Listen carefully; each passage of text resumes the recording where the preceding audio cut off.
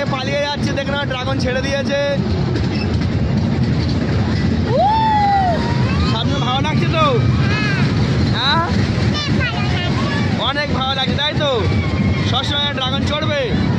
ওই যে ড্রাগনের মাথা, এই ড্রাগনের মাথা আমাদেরকে নিয়ে চলে যাচ্ছে।